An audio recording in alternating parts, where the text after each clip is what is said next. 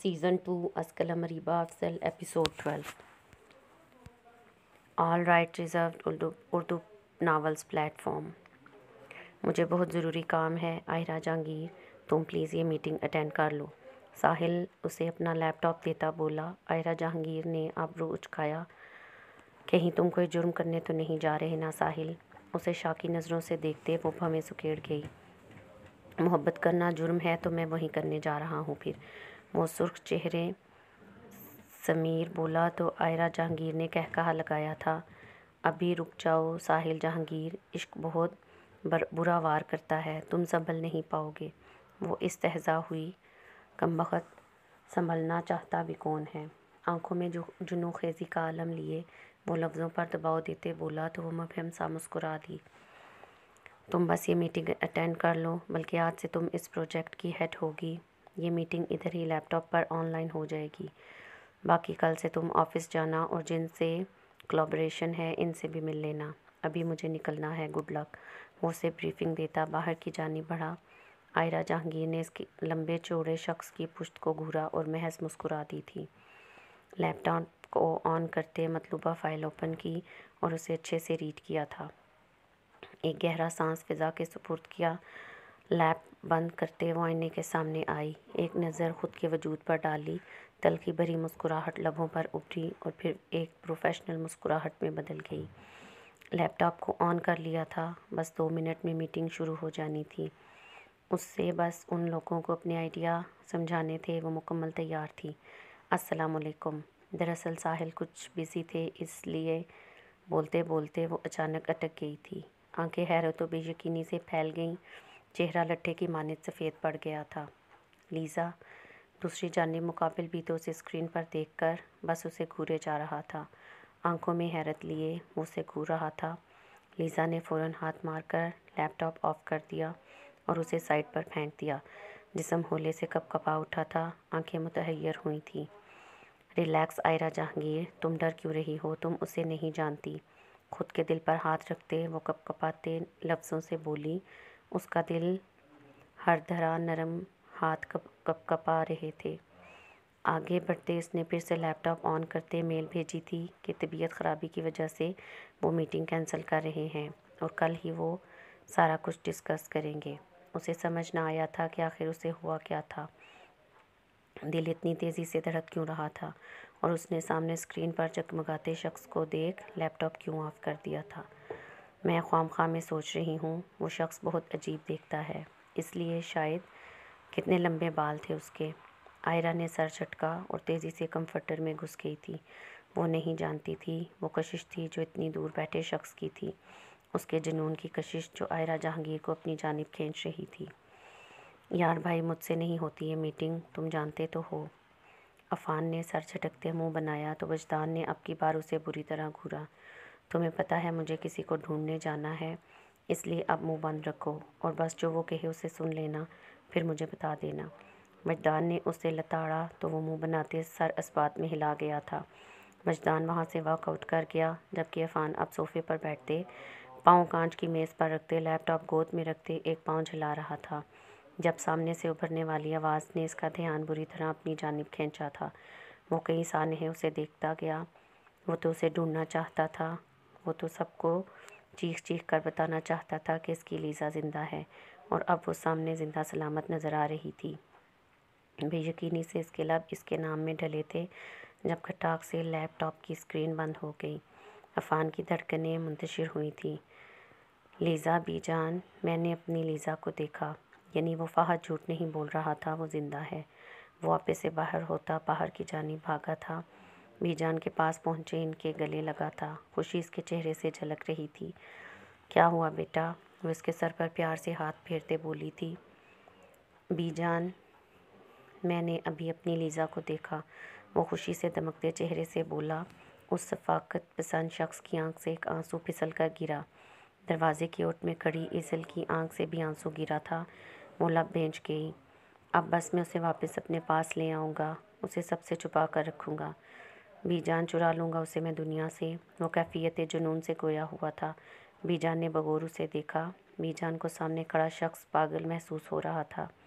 الیاس، وہ چیخا تو ایک آدمی فوراً ہال میں داخل ہوا تھا۔ پورے گھر کو سجا دو، اس گھر کی چھوٹی بہو کل گھر میں واپس آ رہی ہے۔ وہ الیاس کو کندھوں سے تھامے مسرور سا حکم دیتا بولا تو الیاس نے فوراً سر اس بات میں ہلایا تھا۔ عفان فوراً اوپر کمرے کی طرف بھاگا، اسے بس کل کا انتظار تھا، وہ اپنے جنون کو اپنے روبرو دیکھنا چاہتا تھا۔ آپ ٹھیک نہیں کر رہے تابش، وہ آنکھوں میں نمی بھرے بولی تو وہ دانتوں تلے لب دبا گیا۔ تیار ہو جاؤ۔ اس کے وجود کو دیکھتے وہ نظریں چراتے بولا، آپ بہت غلط کر رہے ہیں تابش، اگر آپ نے یہ شادی کی تو آپ مجھے کھو دیں گے۔ آنسو ضبط کرنے کی کوشش کرتے اس کا ملیح چہرہ سرخ پڑنے لگا تھا۔ ایسا ہرگز نہیں ہوگا، تم تیار ہو جاؤ، مضبوط لہجے میں کہتے اس نے سرے سے روحی کی بات کی نفی کی۔ وہ آنکھوں میں اذیت لیے اسے دیکھنے لگی تھی۔ نہیں ہونا مجھے تیار، جائیں آپ، مہنگی میں دولہے کا دیری سے پہنچنا اچھا نہیں لگے گا۔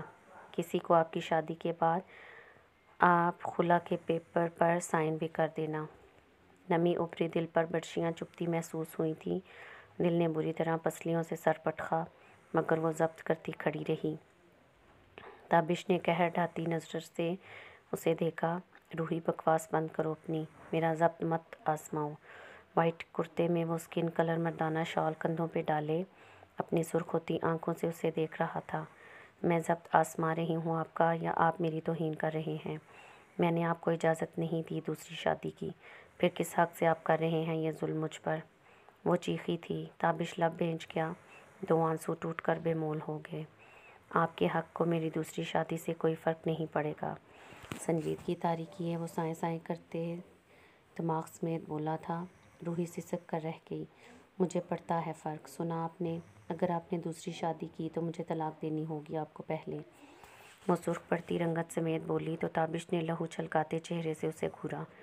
میں نے کہا مت بولے ایسے الفاظ، سمجھ نہیں آتا آپ کو؟ اسے آنکھیں دکھاتے وہ اس کی کلائی جکڑے بولا تو روحی نے تنزیہ نظروں سے اسے دیکھا۔ کیوں آپ کی انا پر بات آ رہی ہے کہ میں آپ کو چھوڑ دوں گی؟ وہ استہزاء انداز میں ہنسی تو تابش کی گرفت اس کی کلائی پر سخت تر ہو گئی۔ نہیں روحی تابش خانزادہ، مجھے ڈر ہے کہیں آپ میری وحشتوں میں اپنا نقصان نہ کروا لیں۔ اس کی کلائی جھٹکتے وہ اسے کمر سے تھامے خود کو قریب کرتا اس کے چہرے پر نظریں گاڑے بولا جیسے اب واقعی سانس لینا تک محال ہو رہا تھا۔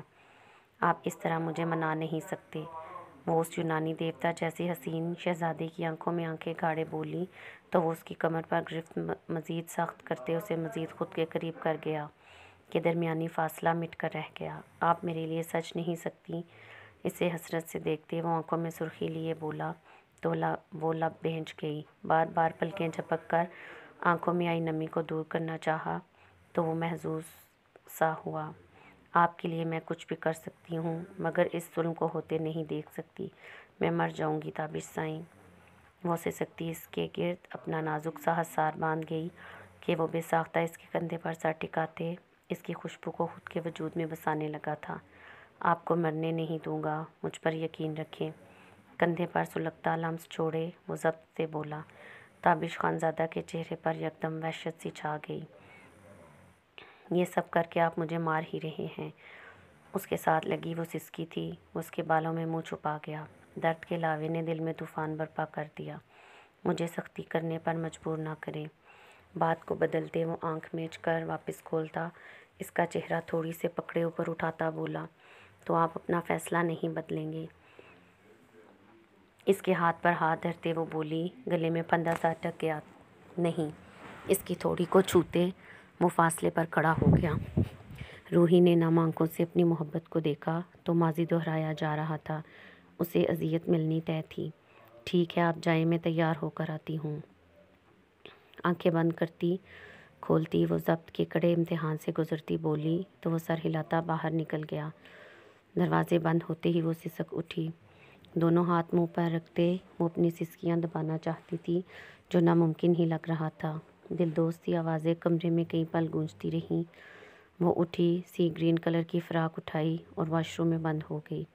باہر نکلی، مکمل تیار ہوئی تھی۔ سوگوار سا حسن قیامت ڈھا رہا تھا۔ دوپٹہ پھیلا کر لیتی وہ باہر نکل گئی۔ سیڑھیاں اترتی باہر کی جانب بڑھی۔ فنکشن باہر لان میں تھا۔ وہ داخل ہوئی تو آنکھوں کو چندھیا دینے والی روشنی نے اس کا استقبال کیا تھا۔ لبوں پر زبردستی مسکراہٹ کھینچی گئی۔ وہ ایک کونے پر لگے ٹیبل پر بیٹھ گئی تھی۔ کیا حسین اتفاق تھا! پہلے شوہر کی شادی اس نے مس کر دی تھی، لیکن دوسرے شوہر کی شادی کے ہر فنکشن میں وہ موجود ہوگی۔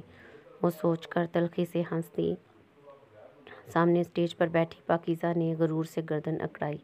روحی کو اس کے غرور کا دکھ نہیں تھا، نہ وہ اسے دیکھ رہی تھی۔ وہ تو سامنے بیٹھے پتھر کے ہوئے شخص کو دیکھ رہی تھی، وہی شخص جس نے وعدہ کیا تھا کہ اسے ہمیشہ خوش رکھے گا۔ وہ اٹھی اور آہستگی سے چلتی اسٹیج کے سامنے رک گئی۔ تابش نے اسے بغور دیکھا، جس کی نظریں اسی حسین شہزادے پر ٹکی ہوئی تھیں۔ آگے بڑھتے اس نے اب سے پہلے اسے مہندی لگائی تھی۔ پاکیزہ کی ماں نے خونخوار نظروں سے اسے دیکھا۔ روحی ان کی جانب دیکھتی ہنس دی۔ فکر نہ کریں، میں مارنے نہیں لگی آپ کی بیٹی کو۔ پاکیزہ کو مہندی لگاتے وہ آرام سے بولی۔ میں تابش خان زادہ کی پہلی بیوی ہوں، اس لیے میرا حق رسم ادا کرنے کا پہلا تھا۔ گہری اذیت بھری مسکراہٹ سجا کر وہ بولتی تابش کو اذیت کی بھٹی میں جھونک گئی۔ وہاں سے اٹھتے وہ اندر کی جانب بڑھ گئی۔ باہر بیٹھے وجود کو انگاروں میں گھسیٹ لیا گیا تھا۔ وہ تو اس کے سجے سنورے روپ کو دیکھ ہی ایک پل کے لیے کھو گیا تھا، اور اب اس کی گہری اذیت بھری سوگوار آنکھیں دل نوچ رہی تھیں۔ وہ یکدم گھبرا کر اٹھا اور وہاں سے نکلتا چلا گیا۔ اس کے قدم حویلی کے باہر جا رہے تھے۔ پاکیزہ نے اسے جاتے دیکھا تھا، اسے لگا وہ جیت کر بھی ہار گئی ہے۔ وہ آنکھوں پر ہاتھ رکھتے بیڈ پر لیٹی ہوئی تھی۔ کمرے میں زیرو پاور روشنی تھی۔ آنکھوں سے لکیروں کے رستے بالوں تک نقش تھے، جس کا صاف مطلب تھا وہ رو رہی ہے۔ رات کا 1 بج رہا تھا۔ باہر کا شور شرابہ پہلے کی بنسبت کم تھا، مگر اس کا خود کا دل ویران ہو رہا تھا۔ اس بے حس کا سوچتے آنسو پلکوں کی باڑ توڑتے پھر سے بالوں میں جذب ہو گئے تھے، جب آہستگی سے دروازہ کلک کی آواز سے کھلا۔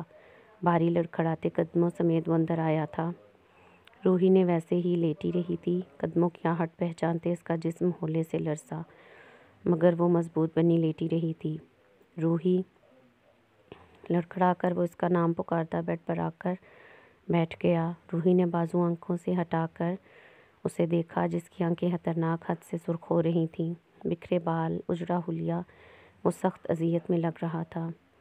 تابش، تم نے شراب پی ہے؟ اسے شراب کی اسمیل بری طرح آئی تھی۔ وہ حیرانگی آنکھوں میں لیے اسے دیکھے گئی۔ ایسا پہلے کبھی نہیں ہوا تھا کہ اس نے شراب پی ہو اور اس کے سامنے دھڑلے سے بیٹھا ہو۔ تابش! راب! ششش!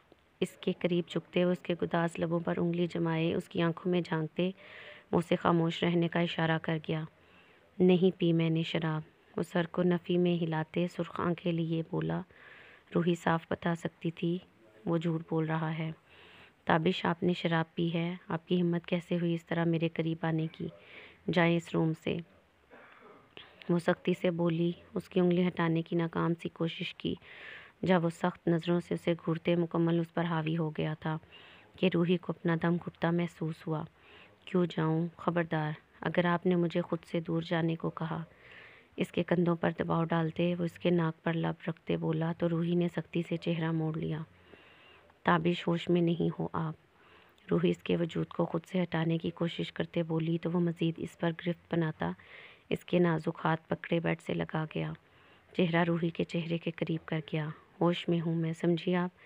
ہاں، یہ الگ بات ہے، آپ کو دیکھ کر ہوش کھونے کو دل کرتا ہے۔ اپنی وحشت سے بھرپور نظریں اس کے لبوں پر گاڑے وہ مکمل مدہوشی میں بولا تو روحی نے لب بھینچ لیے تھے۔ وہ اس کی عادت سے محسوس ہوا تھا۔ آپ نے ایسا کیوں کیا میرے ساتھ؟ کان کے قریب جھکتے وہ لبوں سے کان کی لو کو چومتا بولا تو روحی کی روح فنا ہوئی تھی۔ تابش، ہوش کریں۔ اس کی سخت جارحانہ گرفت سے اپنے ہاتھ چھڑوانے کی کوشش کرتے وہ سختی سے بولی۔ آپ نے مجھے مہندی کیوں لگائی؟ آپ مجھے غصہ کیوں دلاتی ہیں روحی؟ گردن پر دانت کاٹتے وہ اس کی چن پر لب رکھتا گمبھیر آواز میں بولا۔ روحی کی برداشت جواب دے رہی تھی، جبکہ تابش خان زادہ کی گستاخیاں بڑھتی ہی جا رہی تھیں۔ میں بہت محبت کرتا ہوں آپ سے۔ اس کی آنکھوں میں جھانکتے وہ محبت سے اس کے ماتھے پر لب رکھتے محظوظ انداز میں بولا۔ آئی لو یو وائفی۔ وہ بولتے بولتے اس کے گداز لبوں پر جھکا، اس کی سانسوں کو خود میں الجھا گیا تھا۔ روحی کو اپنا سانس لینا محال لگا۔ وہ اس کی خوشبو کو خود میں اتارتے اس سے دور ہوا تو روحی گہرے سانس بھرنے لگی تھی۔ تابش پاگل ہو گئے ہیں آپ، دفع ہو جائیں یہاں سے، وہ روتے ہوئے بولی۔ اسے اپنے لبوں پر جلن سی محسوس ہوئی تھی۔ بہت جان لیوا لمس تھا اس کا۔ میں نے کہا تھا نا روحی، آپ میری وحشتوں کو برداشت نہیں کر پائیں گی۔ وہ اس کے ماتھے سے ماتھا ٹکائے اس کی خوشبو کو اپنے وجود میں بساتا بھاری لہجے میں بولا تو وہ گہرے سانس لیتی سسک پڑی تھی۔ وہ اٹھا اور اس کے کمرے سے نکل گیا۔ روحی نے اپنے لبوں پر ہاتھ رکھا تھا جہاں اب بھی اسے اس کا جلتا لمس محسوس ہو رہا تھا۔ جاری ہے۔ Thanks for watching video, please must subscribe our channel.